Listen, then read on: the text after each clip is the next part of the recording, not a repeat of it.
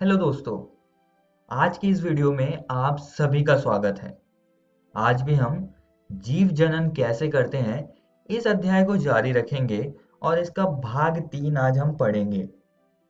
इससे पिछली वीडियो में हमने लैंगिक जनन और पुष्पी पौधों में लैंगिक जनन की प्रक्रिया को समझा था।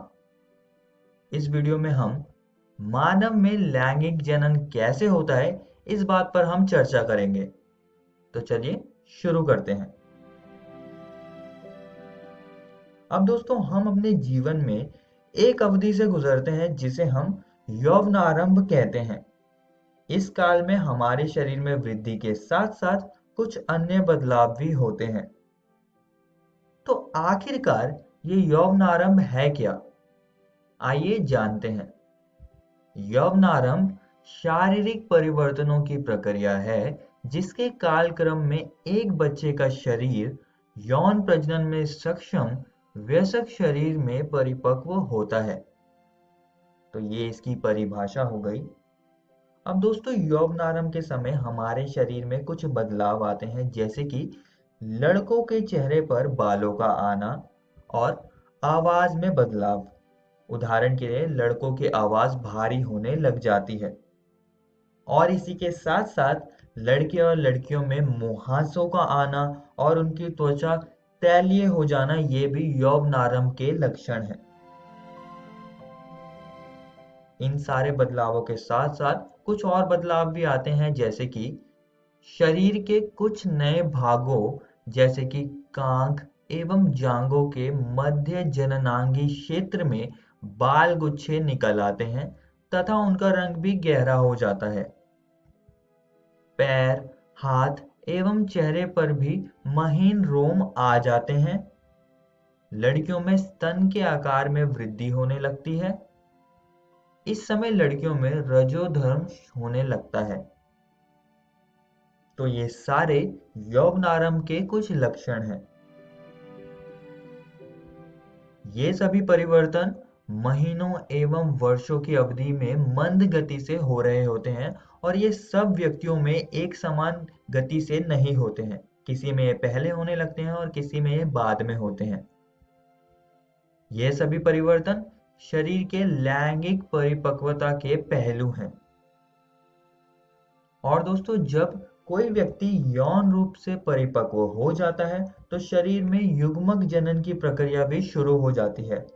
नर शुक्राणुओं का उत्पादन करते हैं और मादा अंड का उत्पादन करती है। हम इन दोनों जनन कोशिकाओं के बारे में इससे पिछली वीडियो में बात कर चुके हैं। और अगर इन दोनों युग्मकों का संलयन हो जाता है तो इससे युग्मनज बनता है और इस प्रक्रिया को हम निषेचन कहते हैं।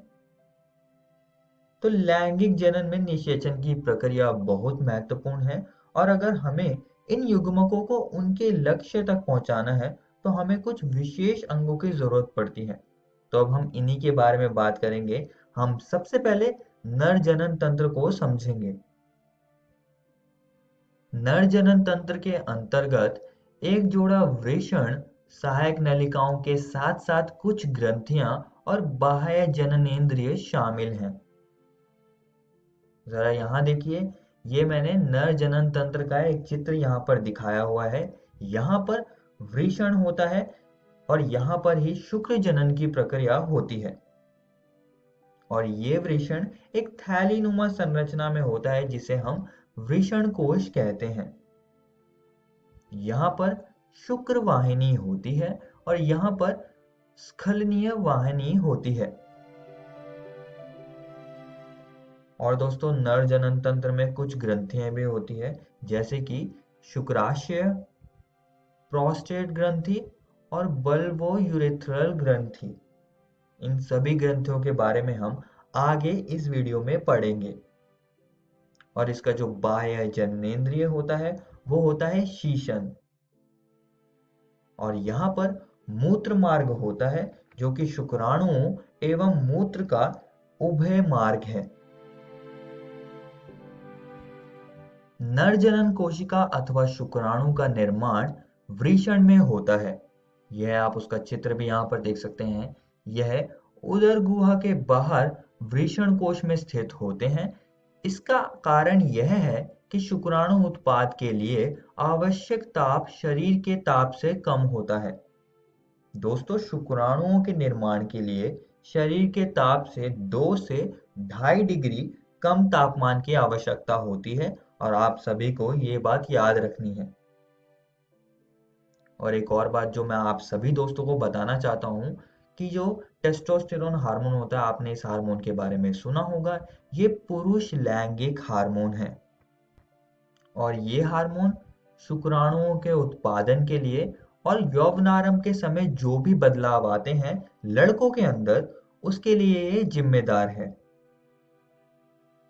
अब दोस्तों, जब शुक्राणुओं का निर्माण होता है तब ये मैथुन के दौरान शुक्र वाहिनी से मूत्र मार्ग तक जाते हैं। तो मूत्र मार्ग शुक्राणुओं एवं मूत्र दोनों के प्रवाह के उभय मार्ग है और आप सभी को ये बात भी याद रखनी है। और फिर अंत में शुक्राणु बाहर आ जाते हैं। अब हम नर जनन तंत्र की ग्रंथियों के बारे में पढ़ेंगे। प्रोस्टेट तथा शुक्राशय अपने स्राव शुक्र वाहिका में डालते हैं, जिससे शुक्राणु एक तरल माध्यम में आ जाते हैं। इसके कारण इनका स्थानांतरण सरलता से होता है। साथ ही यह स्राव उन्हें पोषण भी प्रदान करता है। अब हम बल्बो यूरेथ्रल ग्रंथि को समझ लेते हैं। यह एक क्षारीय द्रव का स्राव करता है। यह द्रव मूत्र मार्ग में मूत्र अवशेषों की अम्लता को बेअसर करता है।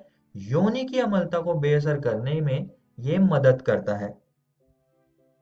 बल्बो यूरेथ्रल ग्रंथि का स्राव मैथुन के दौरान शीशन में स्नेहन, जिसे हम अंग्रेजी में लुब्रिकेशन कहते हैं, उसे प्रदान करने में भी सहायता देता है।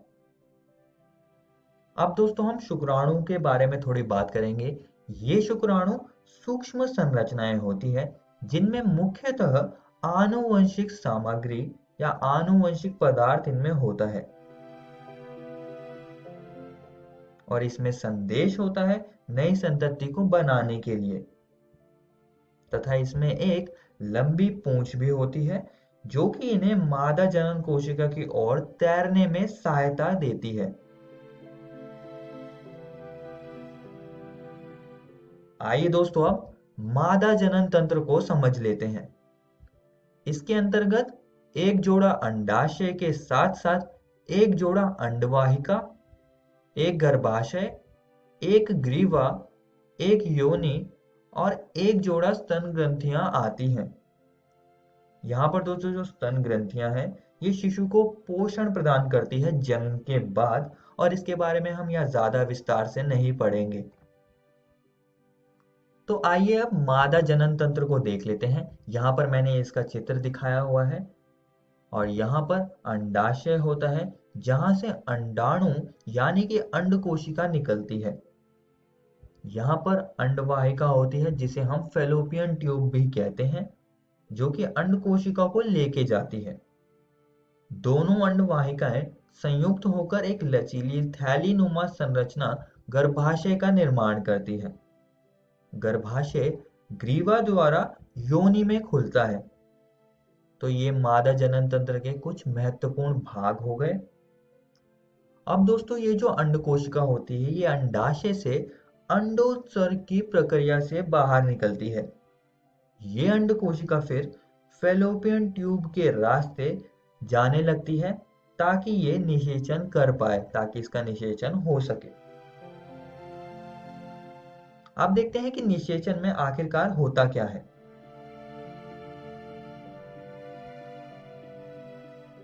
मैथुन के बाद शुक्राणु योनि से होकर अंडाणु की तरफ जाने लगता है और इन दोनों जनन कोशिका के संलयन से युग्मनज बनता है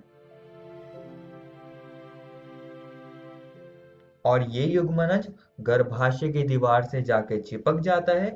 इस प्रक्रिया को हम अंतरोपण कहते हैं। अब दोस्तों, हम इस चीज को तब युग्मनज कहेंगे जब नर आनुवंशिक पदार्थ और मादा आनुवंशिक पदार्थ का संलयन हो जाए। तो ये बात भी आप सभी दोस्तों को याद रखनी है। फिर इसके बाद युग्मनज जब बन जाता है तो इसके बाद एक और चरण आता है जिसको हम कहते हैं भ्रूण विकास। और इसमें जो युग्मनज होता है वो कई बार विभाजित होकर कई सारे विभाजनों के बाद वो भ्रूण में बदल जाता है। और ये सारी गतिविधियां गर्भाशय में होती हैं। और दोस्तों फिर ये भ्रूण और ज्यादा वृद्धि करने लगता है। ये प्लेसेंटा की सहायता से वृद्धि करता है और यहाँ पर हम इस भ्रूण को फीटस कहेंगे। तो हर महीने मादा का शरीर गर्भाशय को तैयार करता है इन सब चीजों के लिए, इन सब प्रक्रियाओं के लिए इसको तैयार करता है।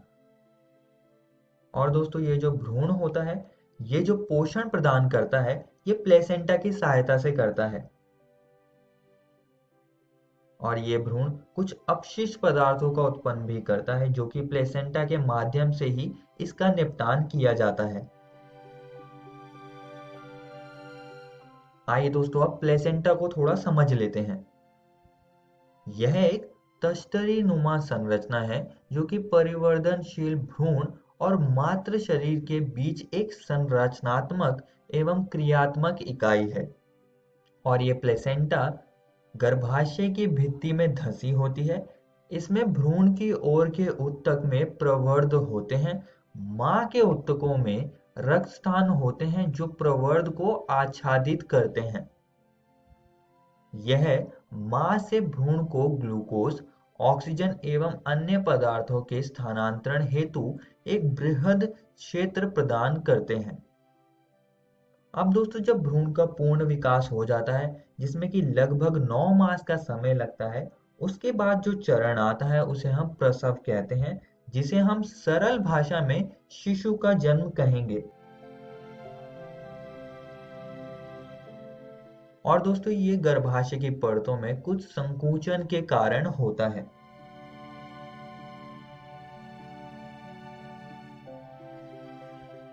दोस्तों अभी तक हमने बात की कि अंड के निषेचन के होने के बाद जो जो घटनाएं होती हैं इन सभी चीजों के बारे में बात करी। पर क्या होता है जब अंड का निषेचन नहीं होता? आइए इस बात का जवाब यहाँ पर हम ढूंढेंगे। जैसा कि दोस्तों हमने अभी बात करी कि गर्भाशय हर महीने अपने आप को निषेचित अंड को लेने के लिए तैयार करता है। गर्भाशय की अंतः भित्ति मांसल एवं स्पॉन्जी हो जाती है जिससे कि ये निषेचित अंड का यानी कि युग्मनज का ये अंतरोपण कर पाए।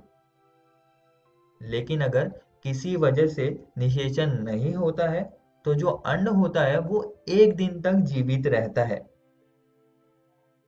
तो इस केस में गर्भाशय की परत की जरूरत नहीं होगी क्योंकि अंतरोपण तो होगा ही नहीं। तो इसके कारण गर्भाशय परत धीरे धीरे टूटकर योनि मार्ग से रुधिर एवं म्यूकस के रूप में निष्कासित होती है। इस चक्र में लगभग 1 मास का समय लगता है तथा इसे ऋतुस्राव अथवा रजोधर्म कहते हैं। इसकी अवधि लगभग 2 से 8 दिनों तक की होती है। तो क्या होता है जब अंड का निषेचन नहीं होता है? अगर अंड का निषेचन नहीं होगा तो ऋतुस्राव यानी कि रजोधर्म होगा। और ये बात आप सभी दोस्तों को याद रखनी है। दोस्तों कुछ ऐसे मानव में लैंगिक जनन होता है और नए शिशु का जन्म होता है। आज की इस वीडियो में हमने यौवनारंभ पर थोड़ी सी चर्चा करी जिसमें कि हमने क्या क्या बदलाव होते हैं इनके बारे में हमने जाना।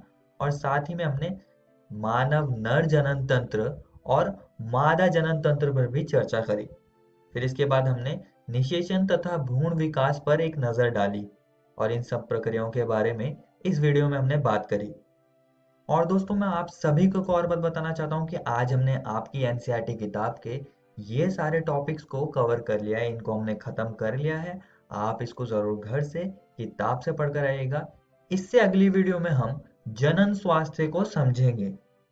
धन्यवाद।